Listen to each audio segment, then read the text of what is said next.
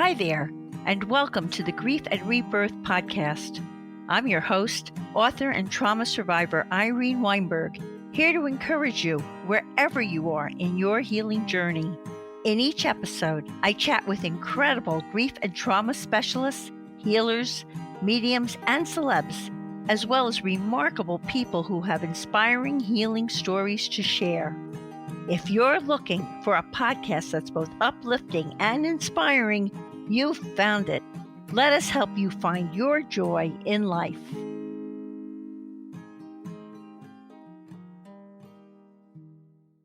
Hi, everyone. I hope this finds each of you so very well. I'm speaking to you from my studio in West Orange, New Jersey, and I could not be more delighted to have this opportunity to interview Lisa Snyder, who will be speaking to us from Circle Pines, Minnesota. Lisa is a former engineer who earned her Bachelor of Science in Industrial Engineering from Iowa State University. In November 2016, while receiving a massage and in a meditative state, Lisa was shown a Native American chief in her mind's eye, and sounds organically began to express through her vocal cords. This very personal introduction to the world of spirit inspired Lisa to train in evidential mediumship, and since then, she has received evidence that validates that the shared healing sounds expressed through her vocal cords are coming from the highest source of love and light. Lisa is now nationally certified in massage therapy and bodywork, certified in energy work and craniosacral therapy, plus she is an author, a trained evidential psychic medium, a spiritual teacher, and a coach who facilitates intuitive healing. The healing sounds have evolved over the years and continue to expand. Lisa refers to these sounds as healing with the ancients, and she contributed a fascinating chapter about her healing journey with the ancients in a remarkable book titled Gathering at the Doorway, an anthology of signs, visits, and messages, there it is, from the afterlife, which was curated by author Camille Dan, who I have had the true pleasure of interviewing on Grief and Rebirth podcast. I'm looking forward to talking with Lisa about the angel who helped direct her to her lost young son in a park, the healing ancient dialects and energy she channels through the use of her voice, some of the wonderful signs she has received over the years from loved ones who have crossed over, including her beloved cat Max, how she helps people to raise their vibrational frequency, and more for what is surely going to be a fascinating, enlightening, and transformative interview with an absolutely lovely person for many of us. Hey, Lisa, a very warm welcome to Grief and Rebirth podcast. Wow. Thank you for that beautiful introduction. It is an honor to join you here today, Irene. I love your podcast and what you are doing and sharing these beautiful stories with all of these different people to really help collaborate and just bring the joy and the light to the world is such a blessing. And I thank you so much for inviting me onto your podcast. Thank you. We're done. The interview's over. That's easy. But I think people now need to know a lot about the wondrous person who you are. So let's get into that. So let's start with your childhood and your early days, because what you do now involves such a sensitivity in your life, and you grew up being told to quit being so sensitive. So tell us about how this sensitivity expressed itself during your formative years, and were you told to shut it down? What happened with that? Great question. So like many of us who are sensitive, we grew up in a generation where many people, parents didn't know what to do with it. And in my situation, when I was 5, I was having a conversation with my grandfather who was on the other side. I don't remember that conversation, but my aunt told me about it. Fast forward to around the age of... Stop right 1 second. Okay. Your aunt told you were having a conversation with your deceased grandfather? Like that was like just every day that happens? My aunt was a believer. She talked to psychics. So did my grandmother. I asked my aunt, I said, how did my mom respond? And she said, she just looked at me like she didn't know what to do with it. And so intuitively, I could always feel that it was uncomfortable for her because she didn't understand it. And then when I remember around 10 years old, I remember seeing people in my bedroom, and it scared me. And I was the only one who could see them. And because I was so scared, they quit coming around. I'm sure these were guides, these were angels, these were, loved ones in spirit. But as far as the sensitivity is, I could always feel, like you, Irene, I'm very empathic. I was raised in a household with I'm sorry to say it, narcissistic mother. I am estranged from my parents as a result of all of this, which is unfortunate, but it's been my path. But I was raised in a household where it was not okay to share what you were feeling. And because of what I was sensing and feeling, my mother got very uncomfortable with that. And it would just be, quit being so sensitive. I would say something that would strike a nerve or I'd strike a chord with her. So I learned how to basically shut it down. I conformed. My path, I wasn't a rebel. I conformed. I conformed to what the norms were just so that I could basically live and survive in an environment where I didn't understand why this wasn't okay, but I knew that in order for me to be okay, I shut it down. Mostly. Yeah, and that's your story is far from unusual. I mean, so many of us sensitives had to shut a lot down to survive until something often happens, which also happened to you, what we're going to talk about. Okay. To bring it back up, to open it back up. So here, this sensitive kid becomes an engineer. Sounds like it's perfectly in what was going on. And then all of a sudden you get a calling to deepen your spirituality. You want to tell us about that? Well, the reason I chose engineering was because I was good in math and science, because in my need to please my parents, it was get the straight A's. I was also a musician. I played the clarinet, which I absolutely loved, but it was important for me to be the best in that. Unfortunately, I had a gift for it, which I think at some point helps me with the work I'm doing now. But because I was good in math and science, my dad sat me down and said, well, you should be an engineer. I'm like, okay, I'll do that. Unfortunately, when I quickly realized it was not my calling in life, I had a choice. It was either you stay at that school and continue to get that degree, which frankly, it is a good degree, not my calling, or you can come back home. And because I knew that going back home wasn't good for me, I stuck it out. And it's interesting because in my early days of engineering, one of my jobs was to be the hatchet lady. I was brought into a company and they knew that they wanted, the head of human resources said, we want X number of people cut out of this department. You're going to figure out who it is. And being the person I am, I can't believe I didn't get an ulcer from that. It was a very, very difficult time in my life. And so in my 20s, I knew there was more. I started, back when it was kind of like, oh, you talk to a psychic. I called the psychic hotline and I was like 23 or 24. I was so embarrassed I did it. But honestly, I was on a path. I read, old school, Sylvia Brown. She was on the Montel Williams show and I read all of her books and I went and saw her in person. I actually had a reading with her once. I started Wayne Dyer, all of his books. So I got immersed in Hay House, deepening my spirituality. I became a student of A Course in Miracles when my kids were really young, learning how to see things from a higher perspective. So I feel that all of these things help bring me to where I'm at today. Really, they always say that people who are in the healing work, I don't know if broken is the right word, but you go through a lot of experiences. And it's kind of like, now this is going to date me. There was an old toy that was called. You can't date yourself more than I can date myself. Do you remember, Irene, the commercial Weebles wobble, but they don't fall down? That's yes. That mantra kind of goes through my head. And anybody who's like in their 20s and 30s will have no idea what I'm talking about, maybe even older than that. But literally all these different life experiences, be able to still work through them, rise above, and continue through, and do my own interpersonal work has brought me to the point in time of where I am today and why we are here today on right, exactly as it was meant to be, kiddo. Yes. I guess I have a very personal question to ask you. Are you still playing that clarinet? No, I am not. I am not playing that clarinet. I have thought about it, but now I feel like my voice is my instrument, and will always treasure that time of my life, because playing that musical instrument was my way. I didn't realize this. I'm hearing this now. Playing that musical instrument allowed me to tap into my creativity. And because of that, that was my introduction to that connection in a way with source. And it allowed me to just feel that, be in that place, be in that flow. It was also my escape. from you got an A-, why wasn't it an A? You got a B+, why wasn't it an A? That pressure. So Right. I was practicing. Well, yes, I have the same experience with my violin. That's why I asked. I don't play my violin anymore, but for me, my violin with the dysfunction I grew up with was an incredible tool to have something to channel my emotion, my feelings, and express myself in other ways. Again, away from.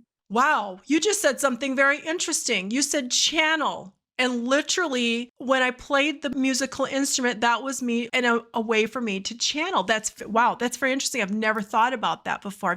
Wow, thanks. Yeah, because I can remember being so upset, and when I would be playing something very exciting or something was going on, I couldn't express my feelings. I'd get punished. So, but that was a way for me to let it out. We're soul sisters. Yeah, definitely. That's why I asked you. And now I have to ask you about this most amazing story. Okay. So you lose your young son in a park, which is enough to make a mother lose her mind. And all of a sudden an angel appears to you and directs you to where he is. My goodness. So what did that experience teach you? And tell us about that. What did she look like? And what was that like for you? I have never experienced a panic like that How or old were fear. you? How old was he? So he was 4, so that was about 22 years ago. I'm in my 50s, so I was in my 30s. And I realized that my son had gotten away from this group of moms that I was with. We were in a mom's club. And there was this big, huge park, and I wasn't afraid of him getting lost. I was more afraid of, because we lived at that time, lived a little bit closer to Minneapolis. I was afraid of what weirdo could get a hold of my son. I was so panicked. So I literally started off in one direction, wide open park. There's nobody around. You can imagine the panic. I'm just running and I'm just going, God, please help me. Please help me. Nobody. There was nobody to ask. I saw 2 sets of swing sets, one to my left and one straight ahead. Nobody to ask. And that was such a big panic. I looked to my left.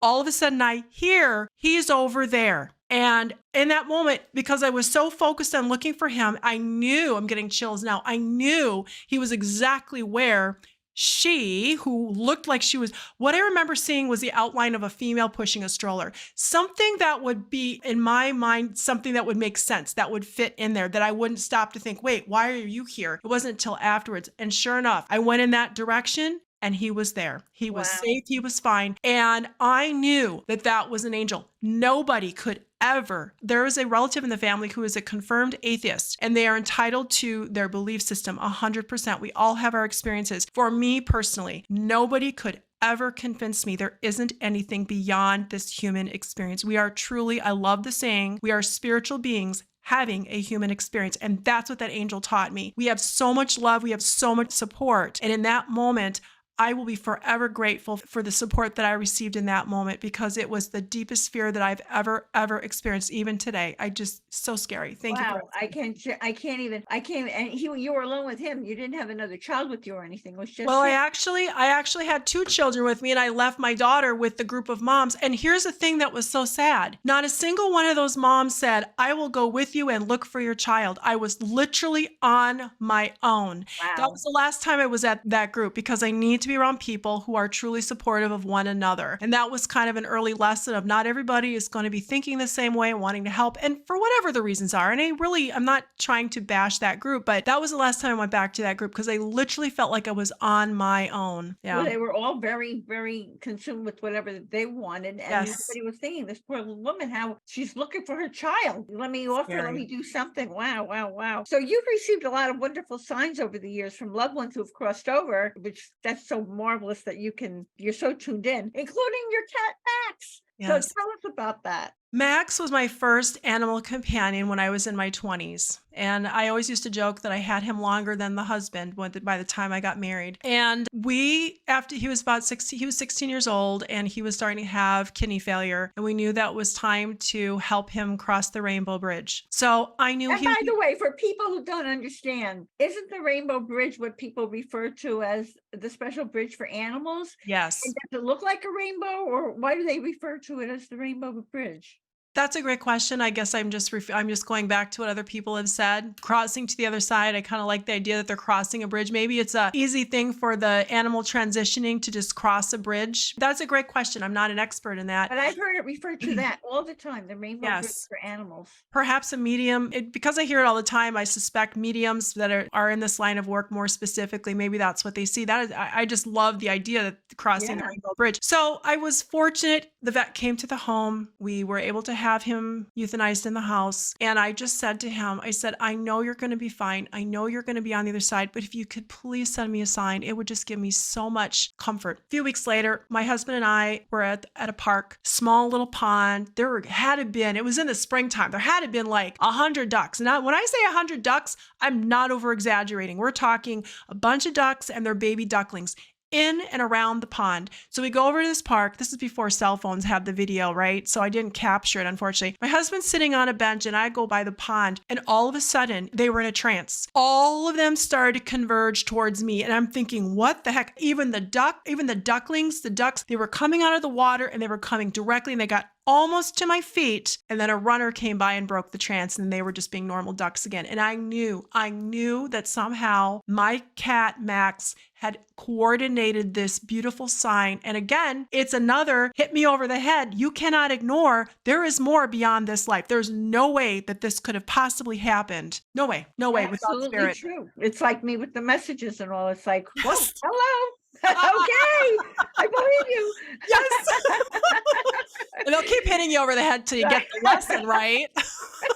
Hello, wake up. Have you gotten it yet? Well, some people are getting hit over the head, perhaps with this podcast. They're going, okay, I believe, Irene, Elise, I believe. So now let's talk about this amazing thing that happened to you. So in November 2016, you're having a massage and you're shown a Native American chief in your mind's eye. And then these sounds start to express through your vocal cords. How did you respond to that? How did your massage therapist respond to that? Well, this has been a process. I really truly believe that all the work that I've done with my spirituality, being a student of A Course in Miracles, really trying to see from a higher perspective, brought me to the moment in time where I was ready. I had removed enough blocks that this work was able to come forward. So just prior to that happening, I was smelling bonfire smoke in the weirdest places. In a gymnasium watching my daughter play volleyball, in a car in the middle of a snowstorm, in my office where I used to practice craniosacral therapy. I mean, just places you can't, and nobody else could smell it. So then probably a month or so after, so that was my introduction to hello, we're going to start working with you. But I was working with a psychic at the time, and she was explaining to me that it was spirit, they're working with you, and that was about all we knew. Well then, as you mentioned, I was on this massage table, and the woman that I was working with has a degree in therapy and also works with emotional releases. So I'm not sure what she thought at the time, but I'm the type of person who can be easily hypnotized. So while I was in that relaxed state, I was in this slight, like almost like a hypnotic place where I was just so relaxed. Then I saw in my mind's eye the Native American. And prior to that, I wouldn't say that I really hadn't seen things like that before. My hand started to want to do its own thing. And I could stop it, but I didn't want to. It was almost like it was helping to energetically open me up. And then it evolved over time.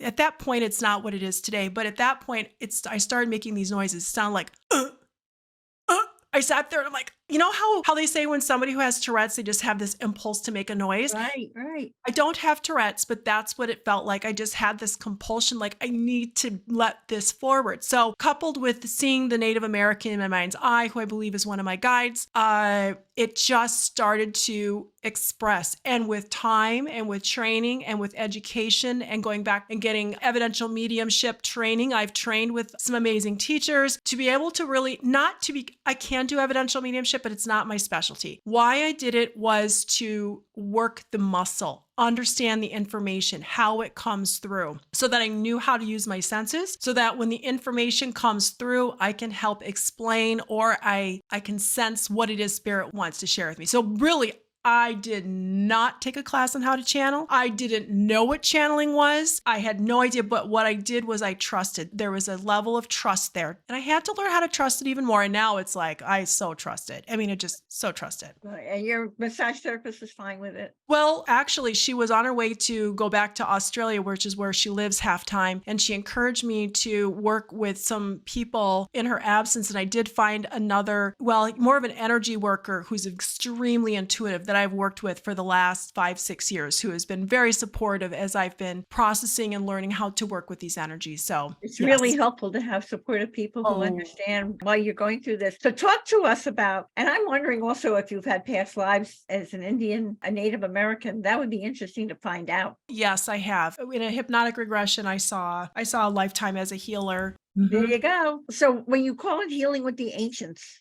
you want to talk to us about some of these healing ancient dialects and energy that you channel? And I mean, and you call them names like the Lady of the Lake, Mother Earth, Dolphin, Goddess, and Cave and Wind. So talk to us about that, because I bet you there are people listening here saying, you know what, maybe I need to listen from the Lady of the Lake and have her help me. So what happens? Great question, Irene. What happens is that the energies that I work with, so the first thing I would just like to share with your listeners, I always set the intention. It's very important to have healthy boundaries when we are working with the spirit world, just like anything else. You wouldn't just open your door to some random person off the street without knowing who they are. When I started working and trusting, I always set the intention that I'm inviting in and working with only the highest possible vibrational frequency of divine source of love and light. And I've received evidence to validate that that is what I'm working with. So what happens is during a session, and it evolves, it's like one session, I will, all of a sudden my voice, I start singing in a high pitched voice, and I'll see in my mind's eye, my first introduction, a Lady of the Lake, she starts climbing, I see a lake and I see this female form coming out of the water. And or it could be the cave energy, or it could be Mother Earth. What I know is I'm shown a visual. I can feel what it is. My voice changes to reflect whatever that energy is. And person's soul knows what they need. So I could have 10 different people in a healing session. And because their soul is in charge of the healing, their soul knows how, to my best of my ability, because it did not come with an instruction manual, whatever energy needs to step forward, whether it's grief voice or Lady of the Lake or Mother Earth, whatever it is, dolphin energy, whatever it is, the person's soul knows how to integrate that healing. It's their job. My job is to facilitate. The true healing comes from within. I'm basically look to myself as a coach. I'm able to share these beautiful energies, but truly the healing comes from within. So you're not in a trance, you're not unconscious, you're conscious through everything. You're really like a guide. So coming through you. Yes, I like to use the example of perhaps you could consider it a light trance, but I literally, it's like, I think I've heard Suzanne Giesman even mention this before. It's like, I take a slight step back, source takes a slight step forward, the energies, healing with the ancients, whatever name you want to use, but divine source. And it's like, I'm able to relax and the energy just flows through me. And I'm hearing the dialects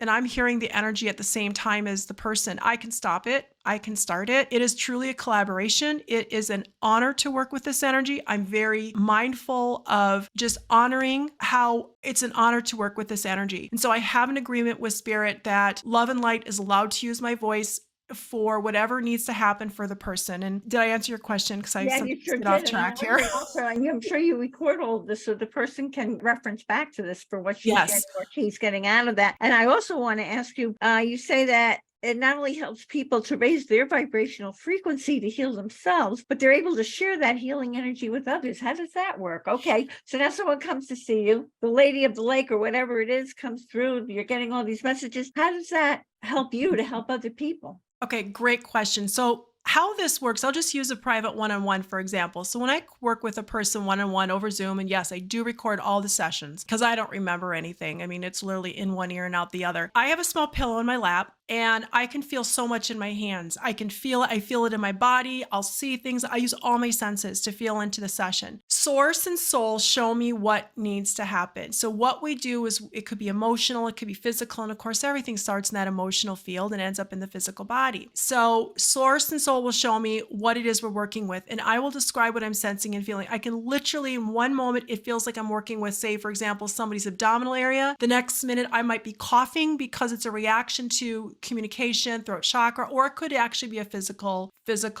thing that they have going on, or allergies or something. So basically what happens is they're showing me what needs to be released, so that because the person's intention is to be better, to feel better, to experience less whatever. So Source and Soul show me, we have a session. People, it's like taking off a heavy backpack. If you're walking around with a heavy backpack and then you take it off, you feel lighter. And in doing so, your light is brighter. And just being in the presence of somebody whose light is brighter. We've all experienced it. We've all experienced being around somebody who's gloom and doom and negative and blah, blah, blah. And how does that make us feel? Or we expose ourselves to certain social media or certain media outlets or whatever, and it affects our energy. So when we're able to lift these energetic blocks off of us, the energetic blocks we put in front of ourselves, we're able to bring that vibe and that likeness to other people in our community. And so even just smiling at somebody, it's an energy exchange. We're all energetic beings. We're all connected. And so being able to share that love, the light, and the joy just helps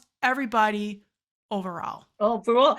Now I want you to inspire everyone with a story. I'm sure you've got to have a story of someone you've helped to heal by doing this. Yes, I actually, thank you for asking. I do have many testimonials on my website. So if anybody does want to look a little bit further into that, I just recently worked with a client, and I do have permission to share this because I did ask her if I could, and I have testimonials not out there yet, but it will be. I have a client who is waiting for surgery, and she has experiencing a lot of pain. And obviously being in this pain affects the emotional state, how we're feeling. It's frustrating. It's a very challenging situation. So we just in 30 minutes, we had a 30-minute session together, and I was able to tune in. I could feel, Source took me straight away to her shoulder. I didn't even need to know where we were working. And what happened is it was like the energy was shifting and moving, and she reported afterwards that it felt like there was a cushion of air. All of her cartilage is missing. Her cartilage is all worn down in the shoulder. So she's waiting for shoulder surgery, which just got scheduled at the end of May. But she felt like there was a cushion in there to help support her shoulder area. Now,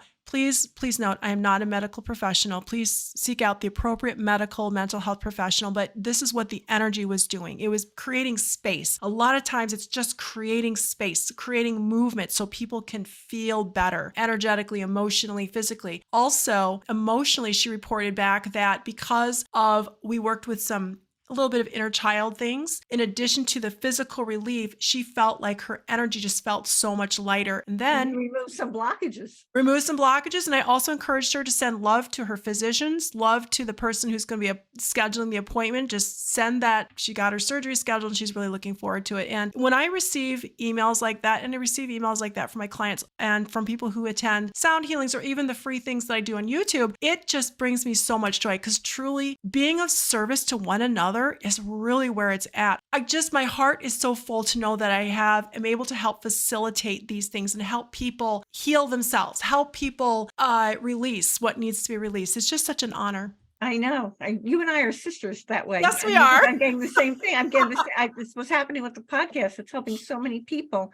I just live in gratitude all the time. I'm humbled and I'm grateful. I'm so happy when people tell me how they're benefiting. I know you're getting the same high vibration feeling from it. So tell everyone about your private sessions, your private group circles, your sound healing sessions via Zoom, and anything else you want them to know. Sure. I hold private sessions, 30 minutes and 60 minutes. I also hold a monthly group sound healing circle that is once a month. Typically, it's the third Wednesday of the month, and I do record all the sessions. So if you're unable to attend the session live, other thing I do is on Sunday nights, live on YouTube and Facebook, I hold mini oracle readings and healings. So that is cool. Thank you.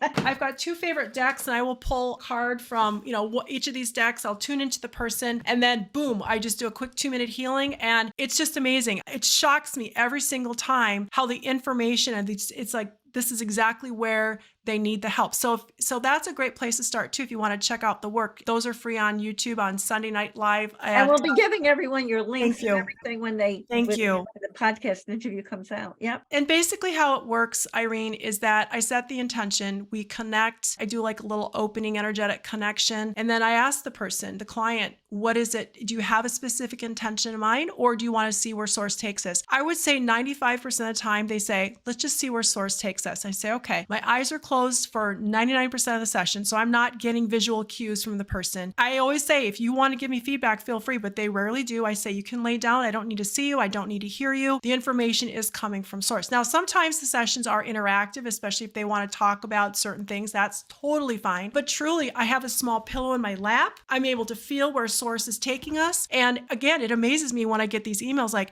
that is exactly where I was feeling the pain. It's not me. The information is coming through from source. It's the energy is coming through from source. And it is such an honor to help people release these physical and emotional symptoms in conjunction with whatever it is that they're doing, medically or with Right. That's wonderful. And you have these group circles on Zoom every month that they can tune into, right? Yes. Yes. So those are paid. Those are a nice, affordable option. And that's on Zoom webinar, which means you're not going to be a camera, but we sit as a circle. Everybody that's in that is part of the circle. I'm the facilitator of the circle, and I'll often get channeled meditations. There may be dialect healings that'll come forward. It is truly an hour of circle of being with spirit. It is so beautiful, and that's a lot of times where a lot of the different dialects will come through because we have more time to really work with the group. That's wonderful. Thank you. That's so Thank wonderful. you. So now we're talking about healing. And when it comes to healing, we're talking about releasing those internal blocks that keep us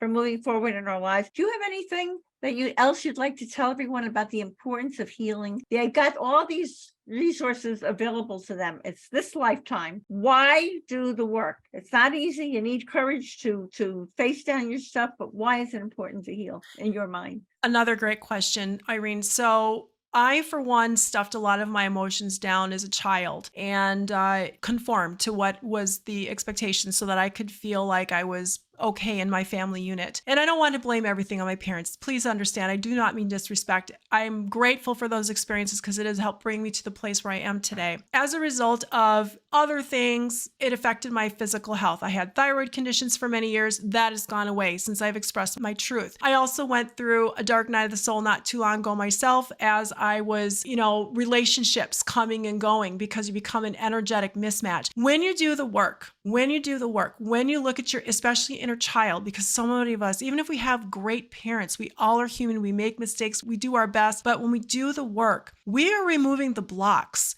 We're the ones that put up the blocks, the filters that make it difficult for our guides, our angels, our loved ones on the other side to communicate and work with us. As we work through our emotional baggage and we work through our experiences, it becomes easier for the information to flow. And that is why I feel that I'm able to do what I do today, because I removed enough of those blocks that the work was able to come through me. I also feel like this is probably something I did in a past life as well, and it's just become more readily available. But truly, when we do our work, we are able to spread our light even more and work with that source. Enjoy our lives even more, because enjoy our lives. I found for myself that with all the healing that I've been through, I never lived in the present moment. I was always living in, trying to cope with the drama that I had been coming from, the pain that came from that, the situations. And I had learned because of the dysfunction that I grew up with to be extremely vigilant. So I was also always worried about what was coming down the pike, what drama was coming to get me. Can you relate? So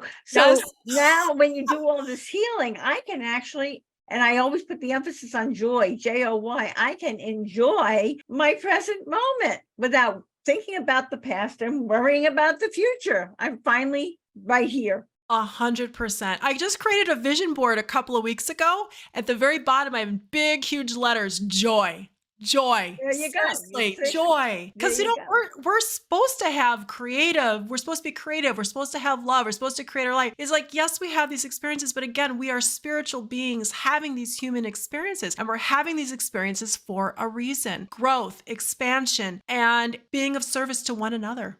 That's right. We're all part of this collective. So before I ask you about your tip for finding joy in life, we're talking about that. You graciously offered to give us a little mini healing today. Can we gift everyone listening to this podcast a little mini healing? Yes, I'd be honored. And this is very similar. This is how I work when I work on my YouTube lives and my sessions. So I'll pay attention here to the time. We'll do a little quick 5-minute session. Let's place our feet firmly on the ground, feeling that connection with Mother Earth, taking some nice cleansing, calming breaths, releasing any stress or tension that we may be carrying here. Surrounding this session with Irene, myself, and all of the beautiful listeners to this podcast with the beautiful gold and white light. Now let's envision all of our hearts connected with divine source of love and light, which truly connects us all. And setting the intention for this session that whatever it is that you need in this moment is what will happen, trusting and knowing that source and soul know what is in your best interest. Now in your sacred space, wherever you may be at this point in time, and also for this healing session, we are setting the intention that we are working with and inviting in only the highest possible vibrational frequencies of divine source of love and light. Thank you. So where I'm being drawn right now, I have a small pillow in my lap, and the place that they are bringing to me to is heart center. I'm going to describe where the energies are moving. Now, please understand that your soul knows how to integrate this into your session. And these recordings hold energy. So trusting that this energy knows how to work with you. Now, as I look at you, the center of your chest is starting to glide towards your left, and the back of heart center is starting to glide towards your right. I'm feeling a pulsing sensation here. So please take a nice, gentle, cleansing breath.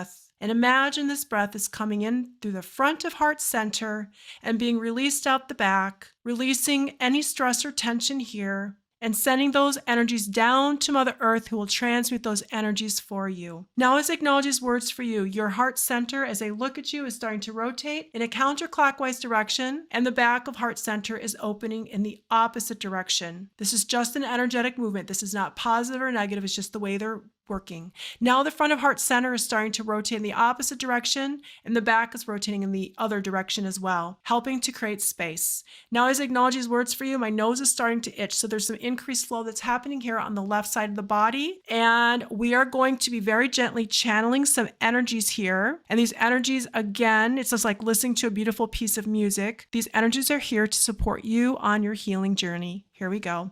We are honored and grateful to be with you today. It is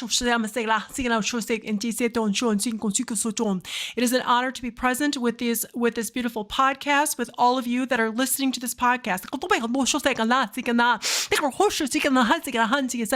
Please take a nice cleansing breath here in the center of your chest. Another nice cleansing breath here, please. Now, as I acknowledge these words for you, I'm feeling the back of heart center is starting to glide more fully towards your right. And the center of your chest is providing some gentle resistance to allow whatever needs to be released and processed here. Please take a nice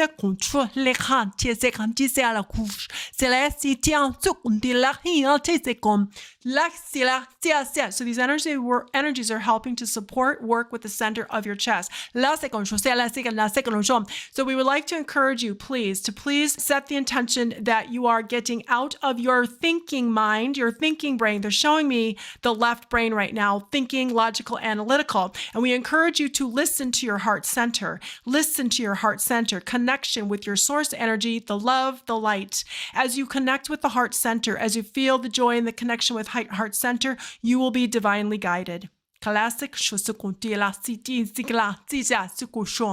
take a nice cleansing breath here. A lot of heat is coming off the center of the chest and the back here. Many of us are experiencing some emotional issues, tribulations, trials. Now let's bring in Mother Earth's beautiful green healing energy into the soles of our feet. Let's set the intention of being grounded, centered, and balanced. Sending our love and appreciation to Mother Earth, our love and appreciation to divine source of love and light. A special thanks and gratitude to the beautiful Irene. Love to one another. And now let's send our love from our heart center to the one, to the all, to the connectedness. Please remember, we are fully supported, we are fully protected, and we are fully loved because we are love. Thank you. Love and blessings. That's fabulous. Thank you so much, Lisa. You're very welcome. Thank you. Thank you on behalf of everyone listening to this. So to say the least, tell us, what is the Lisa tip for finding joy in life? truly, it has been my experience that when I can make that a connection with the source energy within, when I'm able to work through, not avoid, not sweep things under the rug. Even when I went through the dark night of the soul here several months ago, when I was able to connect with that light and not have those blocks and those filters up, preventing the source energy to work with me fully, really being in that state of flow, flowing with the love energy. And it really helps because you're able to connect with people in such a beautiful way. And I also would like to share with your listeners that if you are experiencing, I personally have experienced this the last couple of years, where people are no longer an energetic mismatch. Send them love from your heart center, but it's okay to move on, because as your energy rises, as your vibration rises, as you are here to be part of the solution, you will have new people come into your life. And truly being able to collaborate and to be of service to one another is so much joy. And that truly brings me joy. So thank you so much. All I can say to that is ditto, ditto, ditto, ditto, ditto. Thank you, Lisa. Thank you, Irene.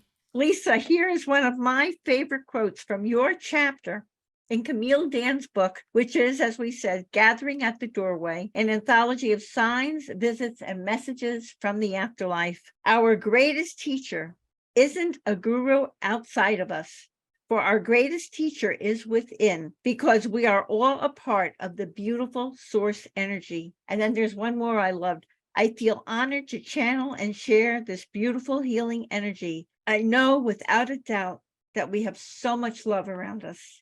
100%. Lisa, thank you so much from my heart for helping people to raise their vibrational frequency, to heal themselves, and to be able to share that healing energy with others, and for this wonderful, enlightening, and truly transformative and healing interview today, which included that channeled source energy in your wonderful mini healing. I was going to say, Irene, it has been a joy and a pleasure to join you here today. The work that you are doing is transformational, and the way that you are connecting people. And even this book, Gathering at the Doorway by Camille Dan, I've met so many wonderful people, including yourself, as a result of this book. So thank you for sharing and doing what you do. It has been an honor and a pleasure to join you here today. Thank you. Thank you so much. Thank you. I'm getting a chill. I'm so humbled. So here I'm going to leave everyone with a loving reminder that you can see the show notes and all Grief and Rebirth podcast episodes on ireneweinberg.com. And make sure you follow us, and you know you're going to like us, at Irene S. Weinberg on Instagram, Facebook, or wherever you get your podcasts. And as I like to say, to be continued. Many blessings, and bye for now. Thank you so, so much, Lisa. Thank you, Irene. Much love and blessings. You too.